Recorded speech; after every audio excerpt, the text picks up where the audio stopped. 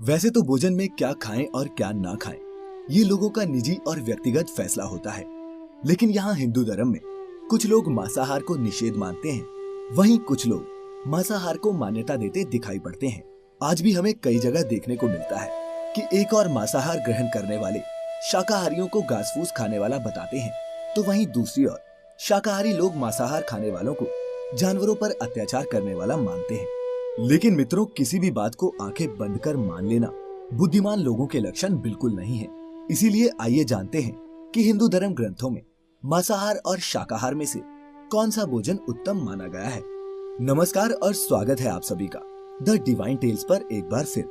हिंदू धर्म में मांस खाना मना है या नहीं, इस संबंध में कई लोगों के मन में भ्रम है और इसका कारण कुछ लोगों के मन में वेदों के विषय में बैठी शंका है, जिनकी वजह से वे समझते हैं कि वेदों में पशु बलि, मांसाहार आदि का विधान है। लेकिन मित्रों, ये अर्ध सत्य से ज्यादा कुछ भी नहीं। वेद और पुराण हिंदू धर्म के मुख्य धर्म ग्रंथ हैं। वेदों का सार उपनिषद और उपनिषदों का सार भागवत गीता है। वेदों में पशु हत्या पाप मानी गई है और मांस खाने के संबंध में स्पष्ट मना किया गया है। इतना ही नहीं, वेदों में तो कुछ पशुओं के मांस के संबंध में सख्त हिदायतें दी गई हैं। यजुर्वेद में कहा गया है कि मनुष्यों को परमात्मा की सभी रचनाओं को अपनी आत्मा के तुल्य मानना चाहिए, अर्थात वो जैसे अपना हित चाहते हैं वैसे ही दूसरों का भी हित करें। वहीं अथर्ववेद में कहा गया है कि हे मनुष्यों, तुम चावल, दाल, गेहूं आदि खाद्य पदार्थ आहार के रूप में ग्रहण करो।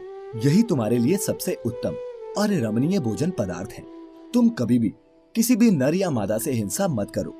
वहीं ऋग्वेद में बताया गया है कि गाय जगत की माता है और उनकी रक्षा में ही समाज की उन्नति है।